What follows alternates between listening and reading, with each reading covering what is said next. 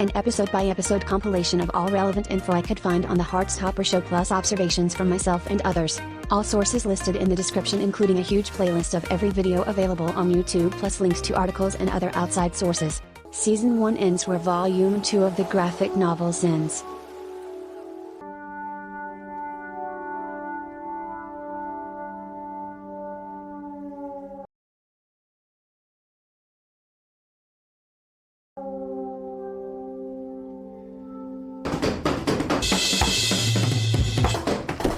How many times did you throw a shoe? I'm glad you asked. I'm really not very good at throwing. Anyone that knows me knows that I'm weirdly actually quite clumsy. So on that day, I was hyper aware of the fact that I'd got to throw this thing and aim for his back and hit him every time. And slippers are not the easiest things to throw because, you know, they've got uneven weight on the front and the back. So it just wasn't going great. And there was one point where they were setting up a different shot. And I just went out into the corridor with Reese, one of our runners, and just practiced aiming at things, just constantly trying to get it right. There's probably quite a few versions of that scene where the beginning is just not. I just completely just hit something else in the room, or I don't think I ever hit Joe in the head. I don't think there was ever any damage done, but yeah, I was pleased with the one they chose at the very least. You're being very loud. I always wondered why he would even have a chair there, the one Tori sits on. Are you angry at anything in particular? Or have you decided to finally have a rebellious phase? Didn't you hear about Harry Green's fight with Nick and Tao? Both my fault, by the way. Yeah, I'm like 95% sure they were both Harry's fault and I wasn't even there. Thank God for Tori and her sense of reason. Before I met Nick, I was sort of going out with this other guy. And he hasn't been able to talk about anything that happened with him with anyone but Nick before this moment. I liked him, but he made me feel like I was ruining his life. And Charlie was seeing Ben for 3 to 4 months. Who knows what else happened in that time that we didn't see. And now Nick's lost all his friends, and he's getting into fights because of me. Charlie is so caught up in his guilt that he doesn't see that Nick would have figured out he was bisexual at some point anyway, whether he was with Charlie or not. Nick's friends being homophobic is also personal to Nick because he isn't straight, so it isn't even all because of Charlie anyway. Nick needed to go on this journey distancing himself from harmful people, and it's not really that he lost his friends. He chose to stop tolerating their behavior for both their sakes. And I just feel like maybe I do just ruin people's lives.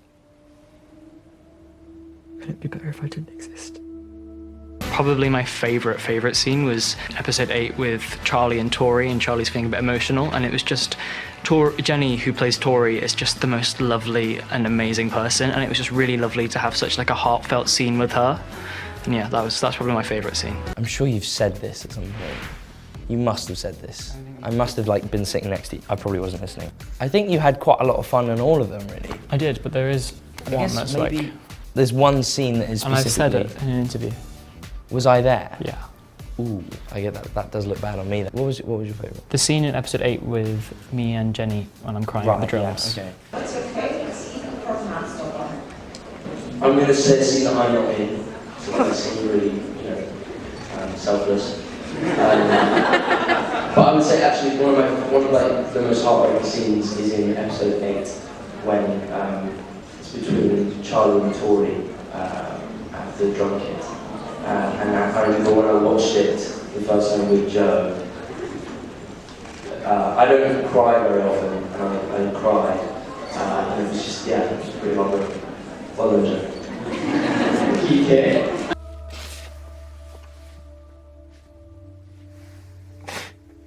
You're not ruining my life. Which was your favorite scene to be a part of, and why? I think it's got to be in episode 8, the scene between me and Joe, where Charlie, breaks down. It's heartbreaking, and it's so well written by Alice. And it was just a really special day on set as well, because it was my last day on set. So I was already feeling quite emotional, and then to have to do that scene, yeah, it was quite a nice one to end on. And I really felt connected to Joe and really proud of Joe, because that was a hard scene to film, and he does such an incredible job in it. And yeah, I just felt a lot of love actually just in that scene, and that one for sure for me. I could make us some pizza for dinner. Would that help? I'm not very hungry. I might just eat later. Okay. Tao? I heard Harry got suspended for fighting, so that's good. He said he doesn't want to talk to you. I think he's definitely non-confrontational. Like, conflict of any sort is the worst thing that could ever happen for Isaac.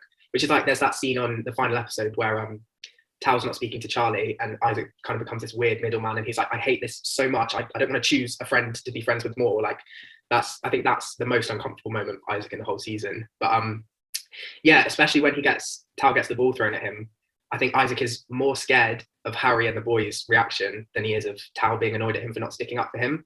I think secretly Tao knows that Isaac's not going to get involved. But there was a moment afterwards when Tao sits back down and Isaac has a nice moment of being like, oh, like, are you all right, mate? I hope you're okay. But it didn't make sense time-wise. But yeah, I think conflict is always a no for Isaac. So yeah. Isaac's book of the day is Gender Explorers by Juno Roche. The book is a collection of interviews from young trans people about their experiences. Goes to show Isaac is very interested in being a good ally to his friends. Here's Alice's review of the book on Goodreads. Pause if you want to read. Hey. Hey.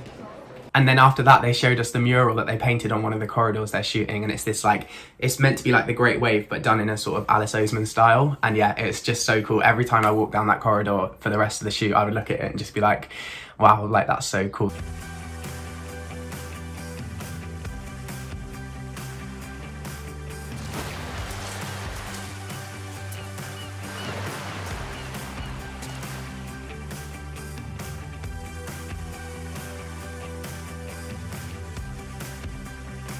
Of course, referencing the Great Wave off Kanagawa by Hokusai, 1831. Did you want to get lunch together? I can't. Sorry. Nick was just trying to forget and ignore that the last time he saw Charlie he was clearly trying to break up? Okay. I think I'm gonna quit the rugby team. Charlie never quits the rugby team in the graphic novels, so I wonder if he'll rejoin it later in the show. He didn't seem to be embraced by the team nor enjoy playing as much in the show, so who knows. Definitely, I think that people who are suited together don't necessarily like the same things. Especially, I think at the heart of it, Charlie probably really doesn't like rugby. And he's only really doing it because Nick likes rugby and it's to be with Nick. So I think it's definitely, and definitely I think you can be suited for each other while not liking the same things. I think sometimes that can be a nice thing as well. Why? I just don't think rugby's for me. Have the boys been giving you a hard time? Yes. Where's Charlie? I thought he'd be here. I thought he was eating with you. Probably also one of my most enjoyable scenes to film was a scene that I have with Will Gao, who plays Tao, and I think that's because with our characters being sort of, not enemies, but they don't really sort of see eye to eye, it was quite rare to have a scene with Will, and Will's great, a great actor and a great friend as well. So I really enjoyed being able to have a nice long scene just alongside him and not have to sit alongside Joe Locke, for once. That was nice. He's really nice to me. Charlie's my friend. I was so worried about him joining the rugby team and becoming friends with you because I knew that he'd get picked on by some of the idiots in your year. And guess what? He did. While that is partly the reason Tao was worried, he's slightly editing himself to make it seem like he was right. He was mainly worried about Nick messing with Charlie himself, but he's conveniently not mentioning that because he turned out to be wrong there. I'm done trying to protect him when he's forgotten I exist. Like, I deserve to be appreciated. I'm glad Tao knows his worth, but he still needs to learn the hard lesson that at some point you have to let your friends make their own mistakes. He's also learning here that he doesn't necessarily know what's best for Charlie better than Charlie does, even though all signs seem to point to Nick being trouble before. This is very hard to accept, and he's still very young. Sometimes you give lots of yourself to others willingly, but if they didn't ask for it and told you they don't want your protection, you may feel your effort is wasted and you're not getting the same in return. Good lord, I relate to this boy like you wouldn't believe. And just to clarify, no, Charlie was not making a mistake being with Nick, obviously. I just meant that Tao needed to let it go and let Charlie do what he wanted instead of constantly telling him what he should and shouldn't do. I think Charlie might be nervous about telling you because he really cares about your opinion. And also because you have been very aggressive about how much you hate Nick. Because he loves you a lot. Oh, I'll believe that when I actually see it. Why is he avoiding you? I really liked a lot of the scenes. I have to say, I did a scene with Kit in the last episode where kind of Nick and Tao kind of have this chat about why they're avoiding Charlie and like how this has got to this point and how things have got to this point in the show. And I really enjoyed that scene with Kit because Kit's a really good mate of mine off screen as well. And it was quite a long scene and it was quite a challenge, but I had that trust with him. Like I did with all of them, but I just felt we were really in a rhythm that day, and it really went well. So this is probably my favourite scene. I think maybe he's finding it hard, having to lie to people about us. It's interesting that Nick thinks this is the problem because it's clearly what Nick himself is worried about. Nick has been stressed and guilty about making Charlie lie from the start. This conversation with Tao is so important because he can get a different perspective and understand what's going through Charlie's mind from a childhood friend who knows and understands Charlie in a different way. He's not angry about me being in the closet or anything, like, he knows I'm not ready to come out, but... I've known Charlie since we were 11, and he's always had a tendency to believe that him just existing is annoying for other people. Yeah. I sort of got that impression. I think that's what's so special about the show as well. When I was watching it, I thought it was so great that there's this group of teenagers who are talking so openly and honestly about their feelings. And it's such a kind of undercurrent to the show, but it's so powerful in that way. They're all talking about their feelings all the time. And I think it really shows how empowering open and honest chats can be, right? Have you found that in your own life too? Yeah, I think if anything, it's an authentic portrayal of like the Gen Z generation, because I think that in my teenage years I've noticed that as we've got older and as society's moved on, people are more honest about their emotions, and it's a great thing. I think that it shows that society's changing in a way that people are more open about their mental health. Shows like Heartstopper are part of that change and help make that change even more. If we show a positive portrayal of someone talking about their mental health and talking about how they're feeling, then hopefully that would help other people start to go on that journey and start to sort of become more open about their feelings. He's not going to force you to come out, which is good. But in Heartstopper we show both Nick's journey and also Charlie's journey. Charlie's journey is what it's like afterwards, whereas Nick's journey is sort of the start of it. And it's so great that Charlie's able to sort of be there for him and let him take his time, because I think that people sort of rush before they're ready sometimes, and it's a big thing coming out. It's a big thing sort of telling people who you are, and so it's such a great that Charlie is there for Nick in a reassuring and gentle way, and he doesn't ever like rush him to make those decisions, and he never puts what he thinks onto Nick, and that's such an important thing and an important healthy thing to show queer kids and friends of queer kids and allies and everyone really. Take your time, sort of don't rush. And he would literally never tell you this, but he probably wants to be something more than secret guy you kiss sometimes on the down low. And Tao doesn't even know that he's already been that to someone very recently. And if you can't give him more than that, then, I mean, that's fine. That is surprisingly understanding from Tao given how he's been. Tao is such a good guy even though he gets overly intense sometimes. But it's always going to make him feel a little bit crap about himself. Oh. That was so important for him to hear, especially since Charlie wouldn't tell him himself. You should talk to him. Yes, So should you? No. I'm gonna stay pissed off with him for a bit longer. The scene with Kit, it was really the first time that Tao gave Nick the time of day to have that discussion. And so ultimately, what do you think Tao took away from that conversation? I think he really got a sense of Charlie, and he got a sense of how Charlie had been feeling and how he'd gone through all of this stuff. And for Tao, it was a realization of, oh, hang on a minute, I'm not the only one feeling things here. Charlie's feeling things as well. And I really, it's this big realization for Tao. And I think that was the best thing to play in the scene. And also it's a realization for Nick's character, I think, in that scene, having watched it back. And yeah, I just think an oversense of understanding and realization. You should try rugby. It's good for releasing negative emotions.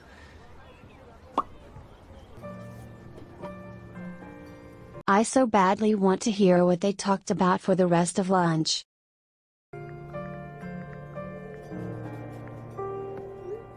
Poor Charlie, all teary-eyed, shutting himself off from the world. Spring. Alice Oseman style banner. Feels like years since I was back here. Are you sure you want to go back to Trim? Because you don't have to. We could all pretend to have sprained ankles or something. No. I want to do this. First Tell steps forward alone. But she isn't alone anymore. Believe that they can find happiness. Whoa!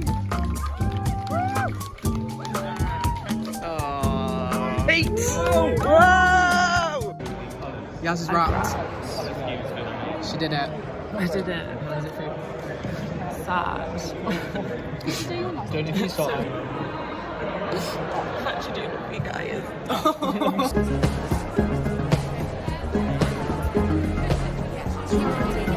Reactions to the P shorts. Every UK viewer, I remember those shorts. Viewers from everywhere else, is he wearing boxers? Help! Hi! Oh my god, it's literally like old times. It's easier to love when it's you by my side. Shines in the night. Living in your arms as years go by.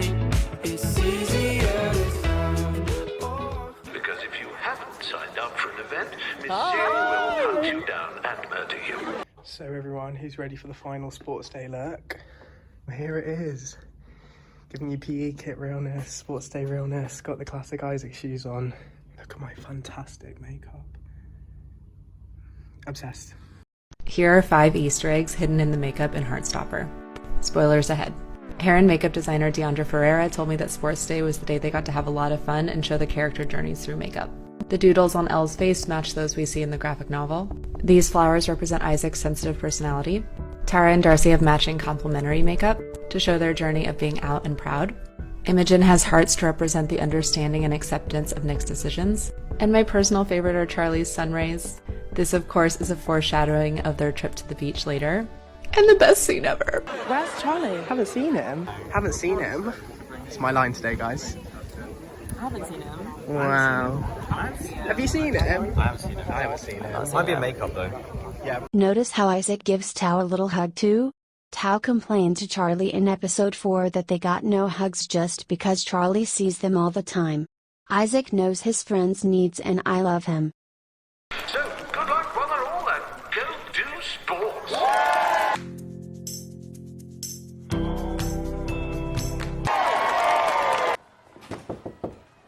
Mr. Ajay? Charlie, there aren't any sports day events going on in the art block.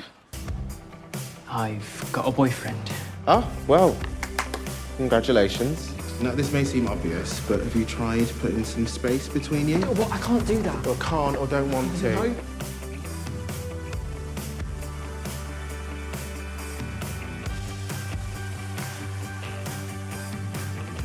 Don't let anyone make you disappear, Charlie.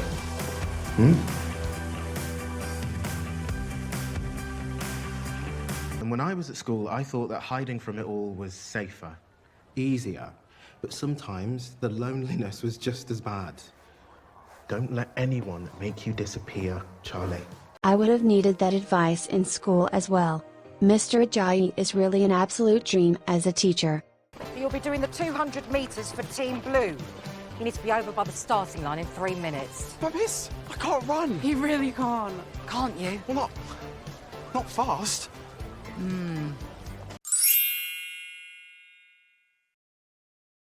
Swap bibs with me. How did Charlie hear that whole thing? What? Why? You hate running, I'll run it for you. Thanks. Year 10 are up at 200 metres! Oh my Get yourself God. over to the starting What line. have I done? Sorry for everything. That's a blue part. Oh, this one, yeah. Graceful. Oh my God, what have I done? I don't know how I got it so wrong. It's not that hard to put on a bib. You were really trying. It still was wrong. It's like a toga. That's a blue part. Oh, Toby almost rapped today, but he didn't because I fucked up too many times. Yeah, appreciate that. It's really good. Well, actually, when people see this, I won't care if they know that I did that on purpose. Yeah, it was so that I But the could rap blooper I did tomorrow, was on not purpose. today. That was just me being an asshole. You kept putting it on back to front as well. Will was handing me inside out and back to front. It was I was just trying to figure out it without was not looking down. ideal. I'm just sorry. Year 10s and 11s doing the 200 metres. Sorry for everything. You obsessed with me or something? Bitch, he didn't even see you? Starting positions, please! And Ms. Singh just didn't notice Charlie was swapped in. Okay. On your marks! Get set!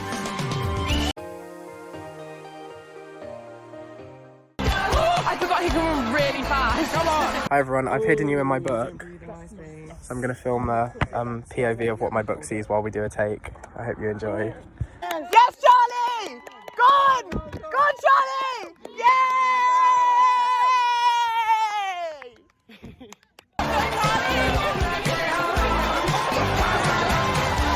At first I thought a song called Because I Love You, by Montaigne, was a thematically odd choice for what is essentially a Ben and Charlie scene, but when you listen to the lyrics, the song is actually about an unhealthy relationship.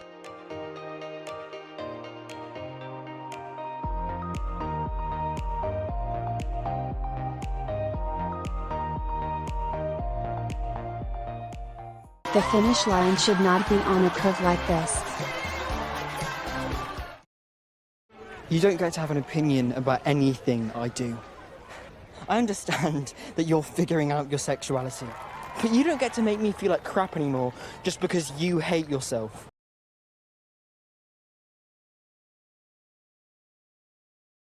Just leave me alone.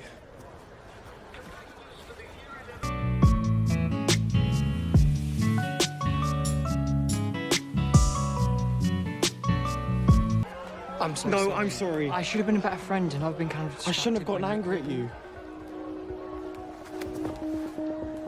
Find friendship. I made it so hard for you to tell me. I should have been looking out for you as much as you were looking out for me.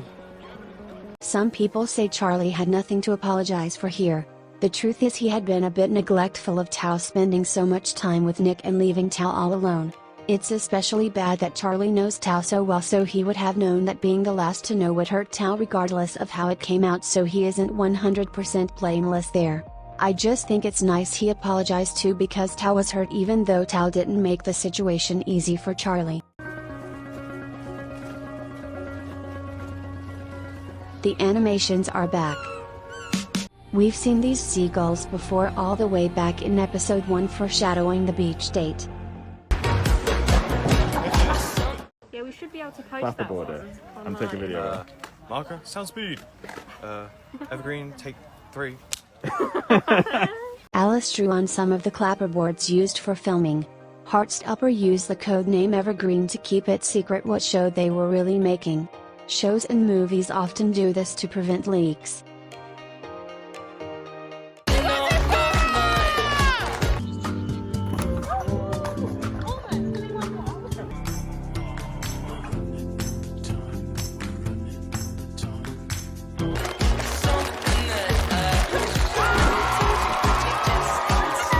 Why would you wear a skirt for PE?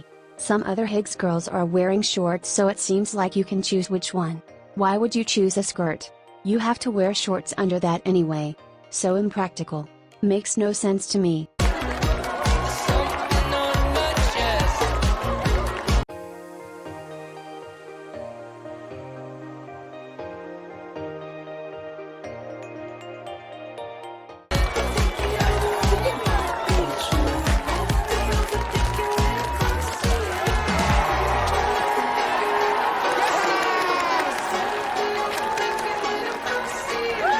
I had a javelin double whose name was Toby as well. And he was like sort of helped me understand a bit about how to throw a javelin. But I threw one real javelin and they were like, oh, okay, Toby, that was good. And then basically someone came out and brought me this like wooden rod which had CGI tape on either end. And they were like, I think we'll CGI it, don't worry, you just throw this. And I was like, oh no, I'm so sorry.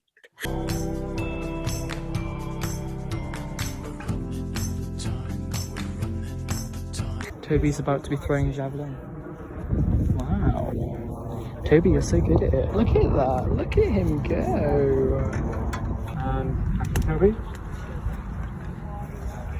Look at it go. Rolling! Woo!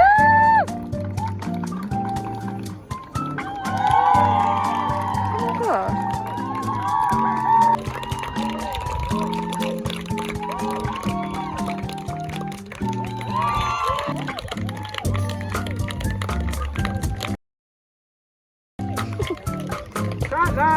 Bronze medal, third place. It's the end of Toby for this series. Thank you, Isaac.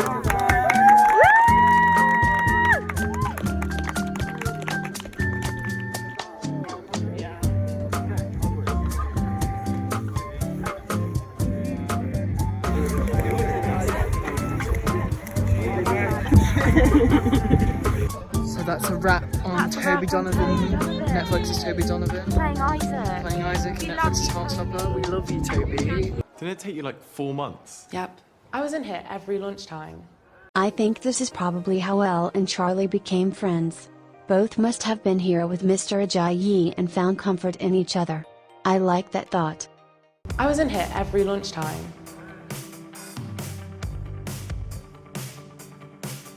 Is it awful being at Trim without me? Yes. Everything's awful without you.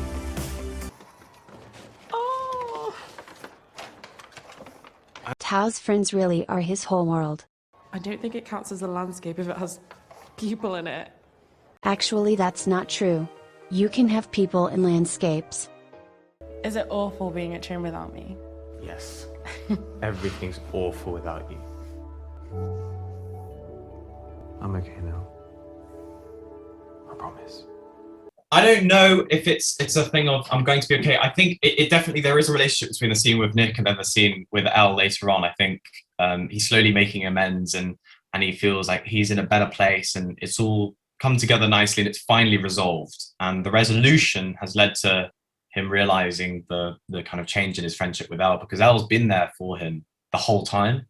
And I think maybe something to do with the resolution has kind of made him reflect and kind of change his ideas. Yeah, we're really getting into the deeper themes of the show. I'm loving it. Tao's hands change position pretty drastically here from the table to his lap in between takes. I was gonna tell you something. You've got the wrong team's face paint on. Ow. Okay, it's not coming off. Why would you use your sleeve?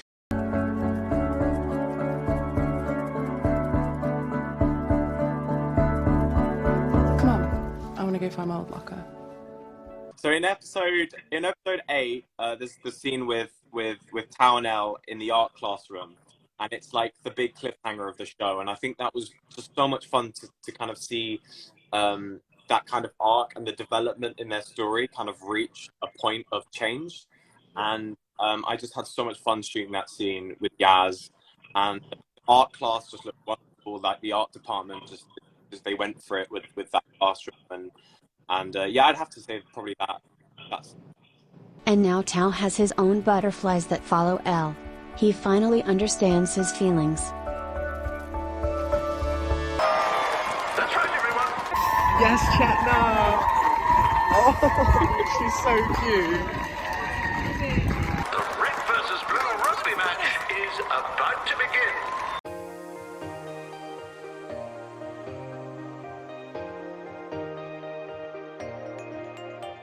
Photographers of makeup, hair, loads of people.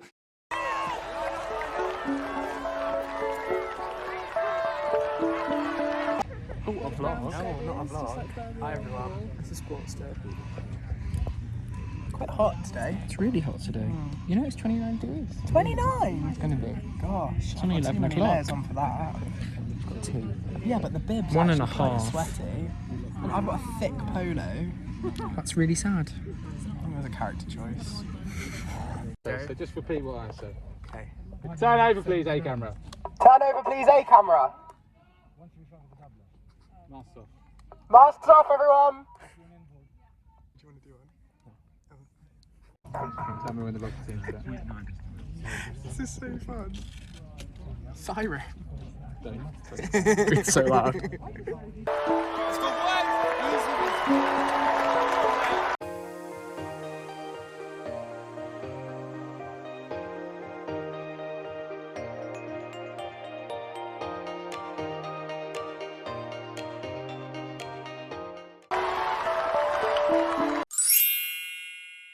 Apparently the cuffed sleeves are peak bisexual fashion. Nick rocks the cuffed sleeves and pant legs often in the comics as well.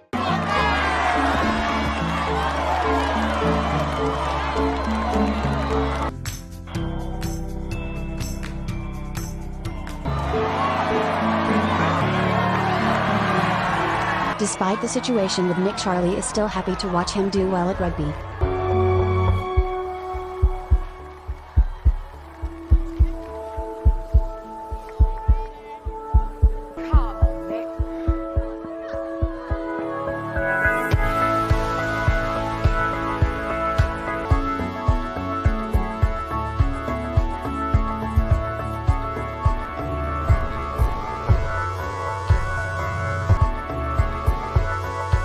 From the rehearsals before filming started. I wonder if Kit originally had lines here since he's holding the script. The quarter scene was rewritten after all.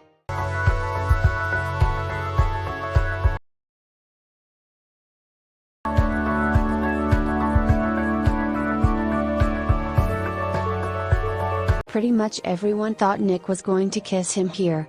And it's so good he didn't. It's much more tactful to go have a discussion in private, especially when they are in such an uncertain place. Nick wouldn't just assume Charlie would be okay with a huge public gesture, especially when he doesn't know if Charlie even wants to continue the relationship. POV. Oh, my latte. Not yet. It's really sad. It's actually really sad. I hate you for today, man. No, don't worry, it's fine. You don't make me hate. I know you're crying because it's me going. Look at my eye, it's like literally shut. Mine feel really puffy as well. Yeah, that's a lovely moment. I think I've seen a lot where people are like, oh, that's her redeeming moment. I think there's, in terms of her thought process in that moment, there's a lot of things running through her mind. She realizes, one very key reason why Nick doesn't want to be with her is that he likes somebody else. Like I said, they have this friendship where they recognize things in each other, her and Nick.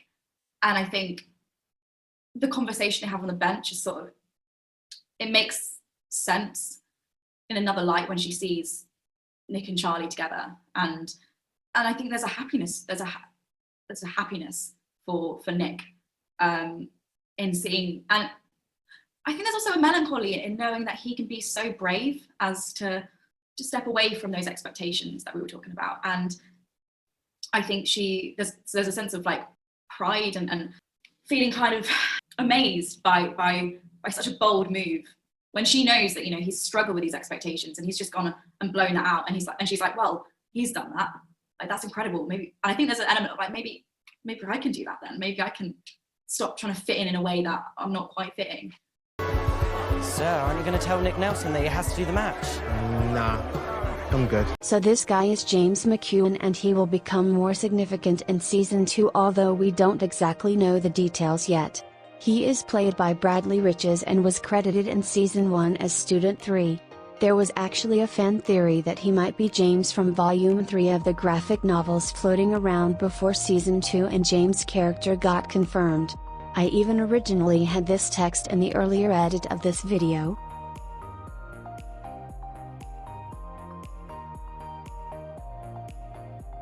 It was so fun to see that the fans figured it out before even the actor knew he was going to be James. James has a very small role in the comics. He only appears in one scene of the gang playing Spin the Bottle originally, but it seems like his part will be significantly expanded for the show. I'm excited to see what Alice has come up with for him.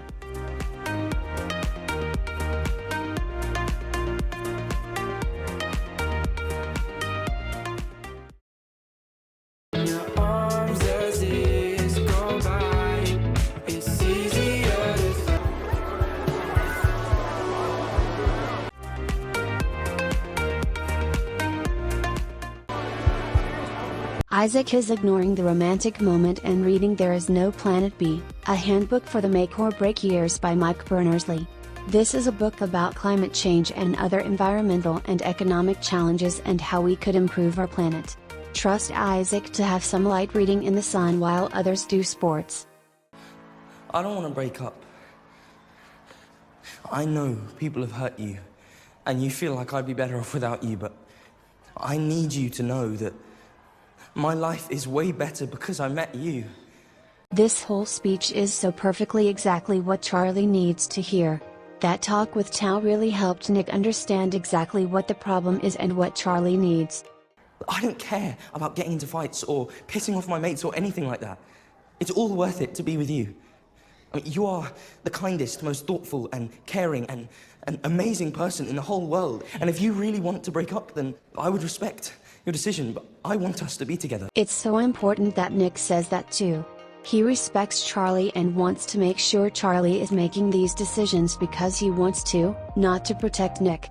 Nick, you're my favorite person. Nick. I need you to believe me. Nick, I believe you. While this moment didn't happen in the comics, Alice has made this illustration of it. I believe you.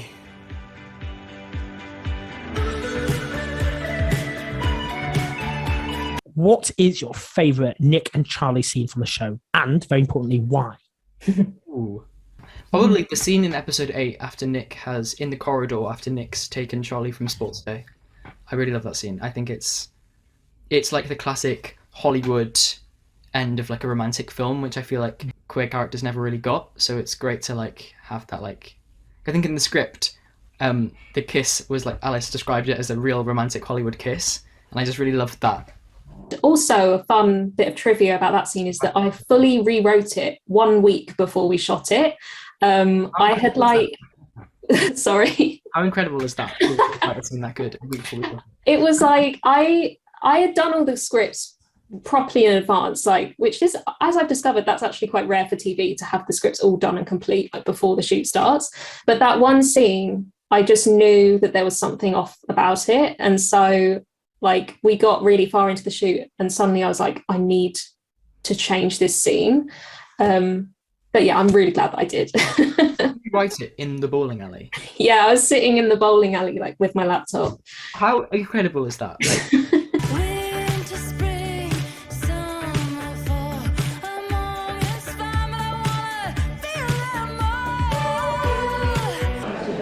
mine is the slow-mo kiss. You know when they kiss in the corridor at school for the first time, and there's like a slow-mo as they like switch.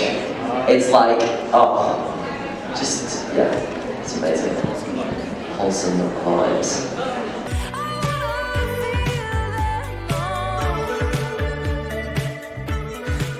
In the course of 8 episodes we got from this He doesn't even like people seeing us talk to each other in the corridors. to this. We're in the corridor. Oh. So what? You free on Sunday? Good thing he asked about Sunday because it's pretty important we don't flake out on Tao's Saturday movie night again. How can you tell me where we're going?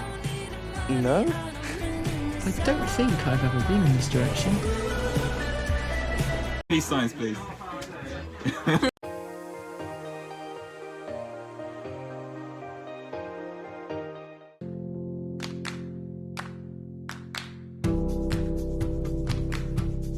Nick is wearing Charlie's color, yellow, signifying the sunshine Charlie has brought to his life.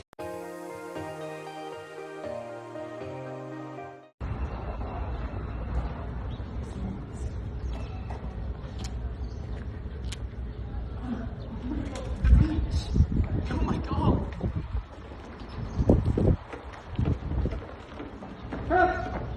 From Malice Osman's Instagram. This was the last shot we filmed for the show. It meant a lot to me because this is the street that I used as a real-life reference while drawing this page of the comic back in May 2018. We weren't even going to use Herne Bay initially as it was quite far away from our other locations, but after spending a long time during pre-production searching for the right beach, we eventually decided it was the perfect place, which meant we could use this street for this moment. It was just one of the many ways the crew of Heartstopper worked so hard to preserve what's in the comics, and it made me very happy.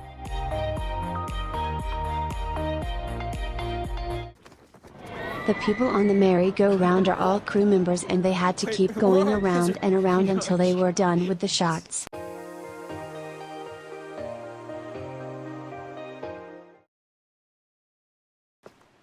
Well, I was in the sea. Yeah, in the UK.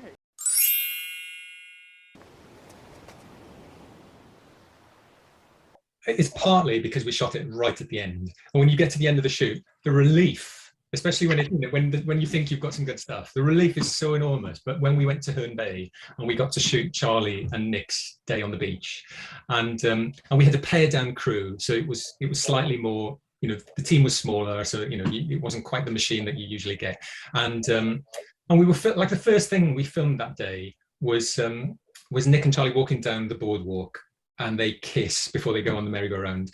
And the woman who ran the chip shop came out and she went, "Oh, that's so lovely." And it was just one of those moments that just really made my day. A passerby her heart was being melted by the story that we were telling. And we got chips for lunch, so it was the perfect day. Only time we see Charlie eating food on the show. He must be feeling very good and safe here. Just are the characters. We're just there to support them. And I've seen some people say, why didn't they use the take where Kit actually caught it in his mouth? One reason would be Joe breaking character and pointing at him while looking at the crew. This is Forerunner Jennifer Allen, who was featured a lot in Toby's vlogs. Hi everyone. Last day. Me and Jenna both got fantastic makeup on. Jen over and out. Jen over and out. Another person we came to know from Toby's vlogs, key Forerunner Reese Downey, was also supposed to be featured in the beach date montage as Balloon Boy, but he was cut from the scene. We're all tired, it's Friday, I want to die, and that's all you're getting from me. Thank you, good night. There's not enough room on the stool. Wait, you're perfect seat. Accept it. In the comic, this is the second time Charlie sits on Nick's lap in a photo booth. The first time is in a mini comic called Moments. Okay, I think so. What was that for? That's actually really cute. They are really cute. Subtitles are wrong here, as we heard before.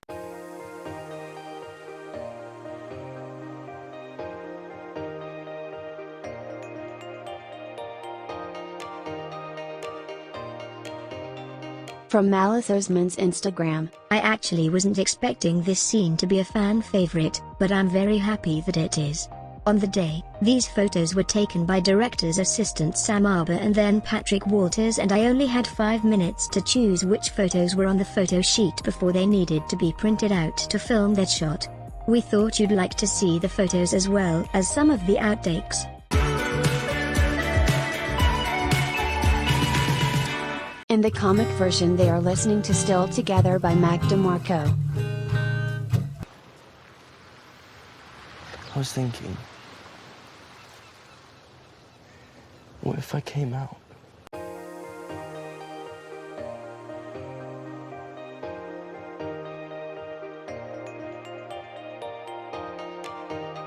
Do you really want to? I really want to. Charlie always making sure he's not rushing or pressuring Nick unintentionally. I know I've been pretty unsure of everything for a while, but, I'm definitely bisexual. There needs to be love for bisexuals, right? I want to tell the people who matter. And I want you to be able to tell people too. Oh my God, I like you so much. And I love liking you. That may seem like a funny cop-out way of saying I love you without saying I love you, but it's actually a really important distinction for both of them. Nick is telling Charlie he's not disappointed in himself or ashamed of liking him. He's fully come to terms with it. For Charlie that is extra important to hear because Ben did like Charlie to some degree, but he absolutely hated that he liked Charlie. I like Charlie Spring! In a romantic way, not just a friend way!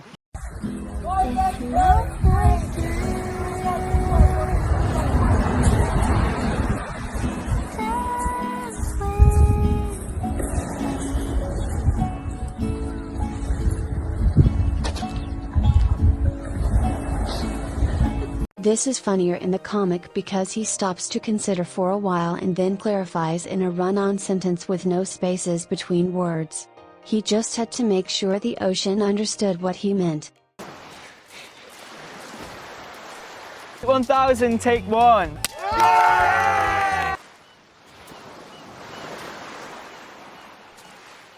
What? In the comic, Charlie starts crying here. I never thought this would happen to me.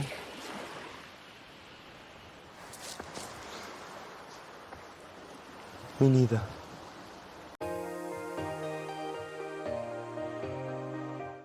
Does this mean we're boyfriends? Yes. Was that not already established the last 10 times we made out? I don't know, we never, like, confirmed it. Why are we like this? Because you're 15 and 16. And adorable. You're my boyfriend! I'm your boyfriend! We're boyfriends! Don't dare drop me! I'm not gonna drop you. Stop me! Okay, I think we're wet enough now. Okay.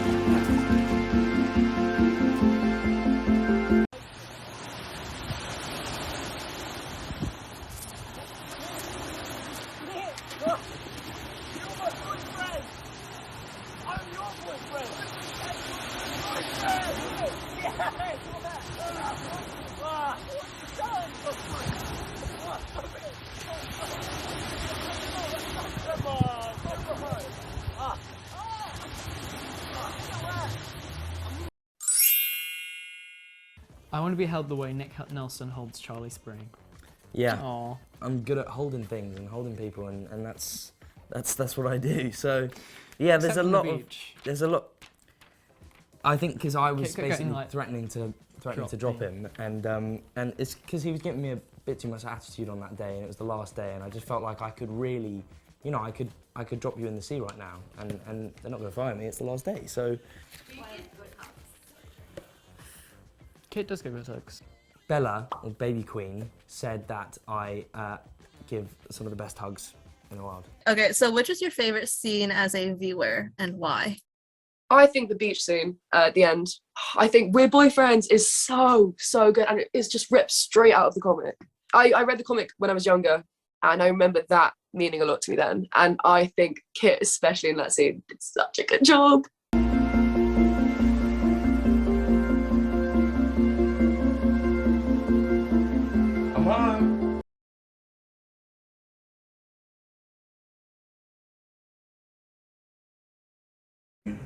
And, you know, for him, Charlie is sort of like home, you know?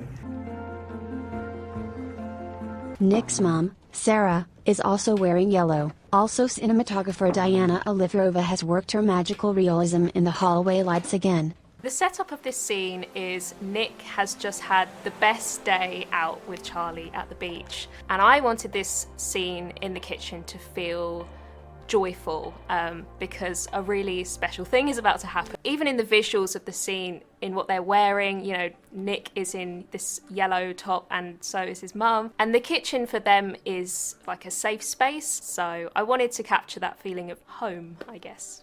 You know, Charlie's like my best friend. If you're going to ask if he can come on our Menorca holiday this year, the answer's no, because I've already booked the ticket. No, that's not what I was going to say.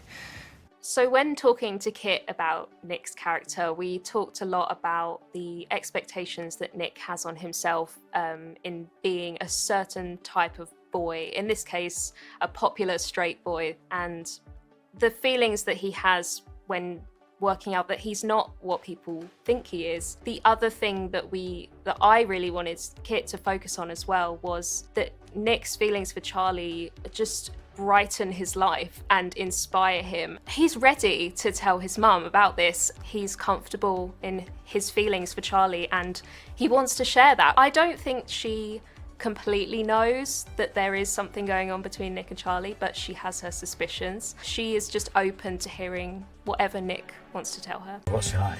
She's just amazing. So like effortlessly good, you know. It was almost scary to act alongside her because it was just like, oh my. You had that scene that all the fans are very excited about, which is the like coming out scene. Yeah, I love she has such a good scene. That's my favourite. It made me cry and cry. Yeah, and when I first read that scene, I was like, in tears. So that's the thing. When we first were shooting that scene, we were reading it through because before every scene we sort of read through the lines, and normally you go like 50%, and then suddenly I saw like a tear like stream down Olivia's face. I was thinking, like, oh my god, like I need to up my game right now because that's what she's doing on the read through. Like, yeah, I think I got a tear out in the first take. I was like, yes, okay, that's me. I'm done. He's my boyfriend. I'm also going to be really selfless and say a scene that I'm not in and say that your coming out scene was my favourite scene. I remember reading it in the script before we shot it, like crying while I was reading it. And then I wasn't on set the day they filmed it, but I made them show it to me when I was doing ADR. And I cried then, and every single time I watch it since, I cried because Kit is just very, very good in it, and Olivia Colman obviously is very, very good. But yeah, that's my favourite scene. Charlie's my boyfriend. Yeah, I mean, there was a beautiful tweet that came out that from a Heartstopper fan days after the show came out, and it was basically talking about after showing their parents a scene, like quite an important scene in the show, near the end of the show with my character, they essentially used that to come out to their parents, which I think is like one of the most, I mean, for me, that's the most gratifying moment in my career ever. Yeah. And for an 18-year-old to be able to have that kind of effect on anyone's life is like unbelievable. Yeah.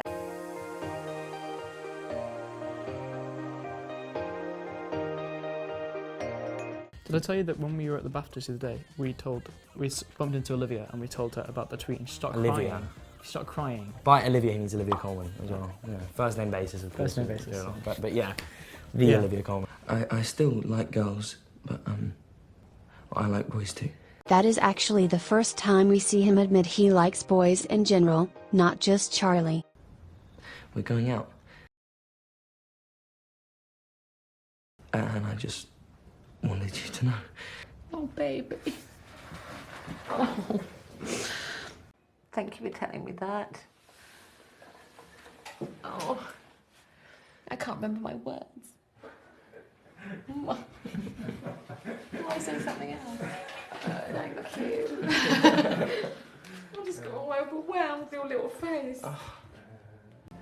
Nick's mum's reaction is so immediately supportive, and there's no awkwardness and no blame or shame. It's the best outcome I think anyone could hope for when coming out to a parent. So I really hope that it inspires parents particularly if they're ever in the same situation as Nick's mum.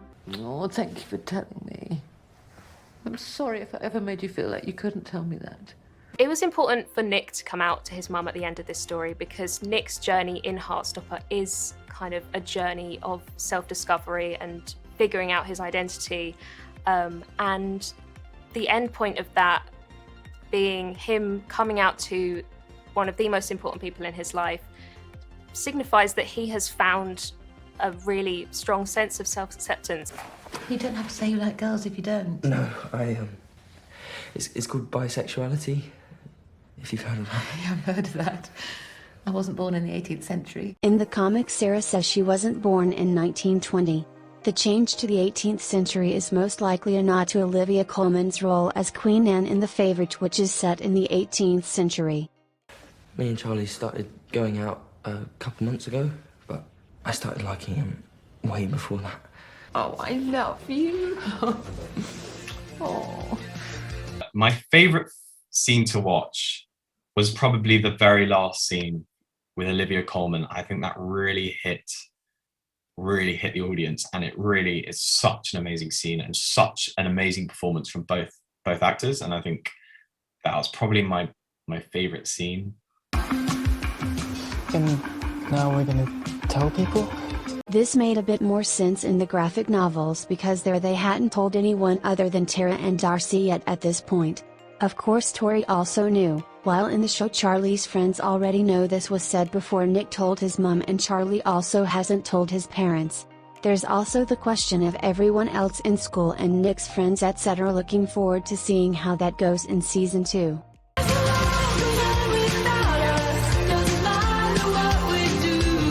We shot the high angle shot that ends the whole series.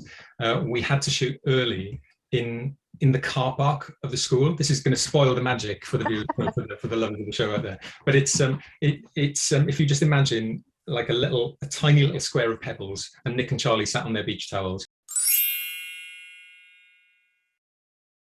and then the portable toilets being next to them, and the car park, and Deanna, you created a sun with a big lamp.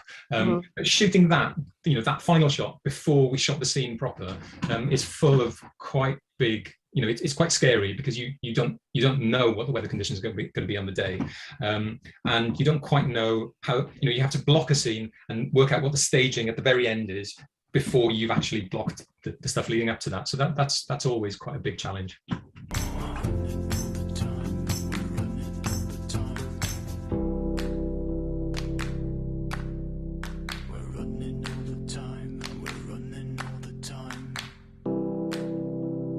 Scene complete. That is a picture wrap. Thank you so much. Well done.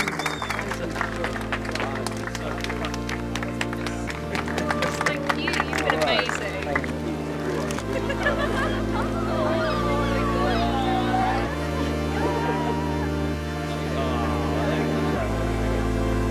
This show is truly a work of love, and the people involved in creating it are very passionate about it. Here are some clips of people involved in Heartstopper talking about how much the show means to them and the world. And it really is a team effort, which is, I'm a writer, I'm used to working by myself, but this has, really highlighted what you can do when there are so many different talented people involved. I want Heartstopper to inspire young people, especially young LGBTQ+ people, to be whoever they want to be and to believe that they can find happiness and find love and find friendship. Because it is a joyful story, everyone can get something out of it, so. Yeah, as soon as I saw it, I was like, this is amazing. I think it was finding it and just responding to it emotionally, first and foremost, because as a reader, I just became a fan instantly, because I felt like in following the story of Nick and Charlie, that I was somehow being represented, or my younger self was being represented in this way that I'd never felt before. And so I instantly had this sort of unshakable belief in it. And I think it sort of woke me up to the fact that there really should have been a TV show aimed at that younger demographic, featuring predominantly LGBTQ+ characters. And why hadn't there been? And so once, I got over the sort of like the passion and the fandom, and I kind of put the, professional producer hat on, I was like, we've got to make this. This has to happen. What I've learned through this process is that teenagers are so brave and they can do anything, literally.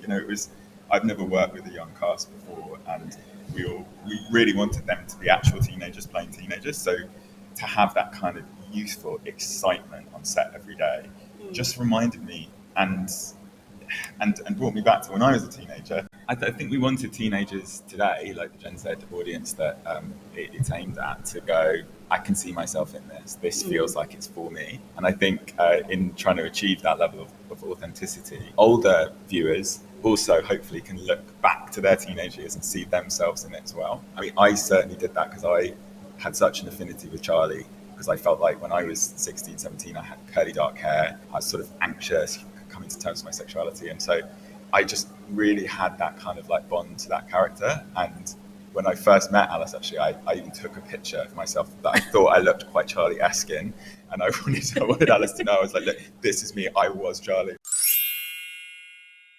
Please let me produce this and protect this character, because he's I see myself in it. We made this show for a younger audience, and it's based on a graphic novel that Alice Oseman created. That was already a huge hit with a teen audience, and I think we worked very hard to get all those references right. The music was right for the Gen Zers. The clothes are right. All the cultural references are right. And it's about first love, which is something that I think resonates with everyone.